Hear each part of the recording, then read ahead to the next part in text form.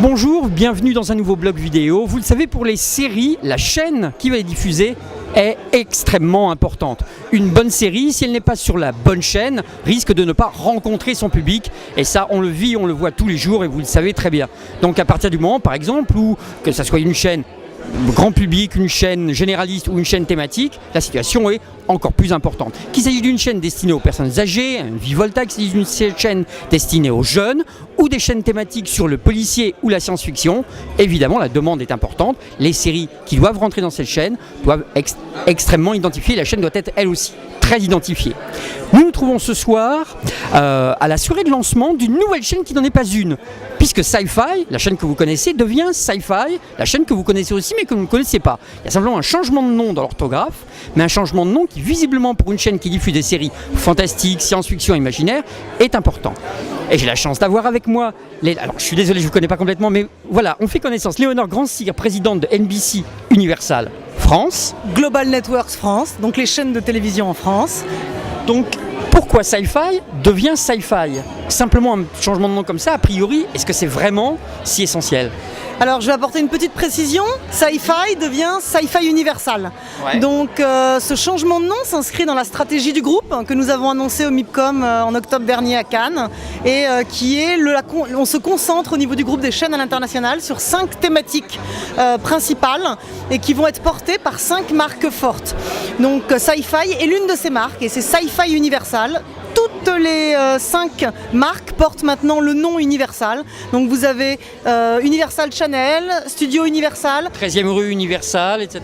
Exactement, Sci-Fi Universal et Diva Universal. Et là nous sommes la première chaîne du groupe, la première chaîne au monde à implémenter cette stratégie et donc à lancer ce nouveau nom Sci-Fi Universal. Vous pensez que le public va s'y retrouver? Vous pensez qu'il va faire une différence entre le sci-fi qui existe et le sci-fi, même si la prononciation est la même? Alors le nouveau Sci-Fi, donc le nouveau Sci-Fi Universal va apporter beaucoup de choses. La prononciation est la même, mais aujourd'hui, l'ancien Sci-Fi, c'était vraiment le Sci-Fi de la science-fiction, alors qu'aujourd'hui, le nouveau Sci-Fi va suivre les traces, je dirais, de la chaîne mère aux États-Unis qui a ouvert sa marque le 7 juillet dernier et va devenir donc également SYFY Universal, donc avec une ouverture à d'autres territoires comme le paranormal, le mystère, l'heroic fantasy, en plus, et le fantastique, en plus de la science-fiction qui restera le cœur de l'offre. Nous ne décevrons pas nos fans, nous resterons une chaîne principalement sur la science-fiction, mais on va ouvrir. Et le nouveau logo, le nouvel habillage, beaucoup plus moderne, beaucoup plus chaleureux, beaucoup plus féminin, beaucoup plus design, et surtout qui montre bien, qui rend bien visible l'effort de qualité que nous allons apporter dorénavant à nos chaînes, puisque dans le cadre de cette stratégie, il ne s'agit pas juste de faire de nouveaux logos, il s'agit surtout de proposer des contenus encore plus premium.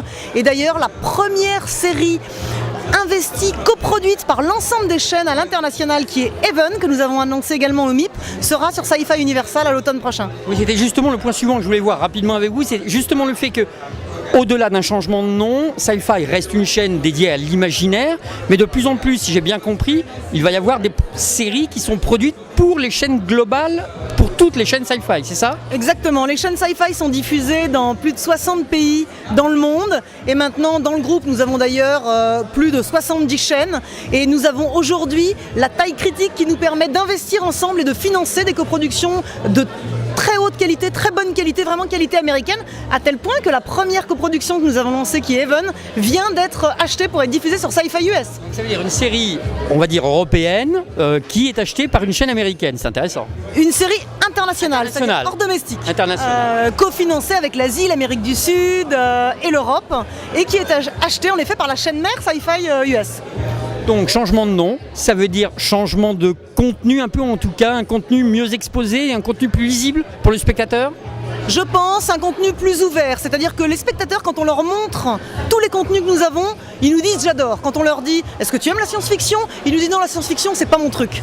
Là aujourd'hui, je dirais, ces nouveaux contenus qui plaisent vraiment de manière très large et qui adressent vraiment une audience large, trouvent dans le nouveau Sci-Fi l'écrin idéal pour réellement satisfaire les téléspectateurs. De par l'importance de l'écrin justement. Merci beaucoup pour avoir répondu à nos questions et rendez-vous au prochain blog.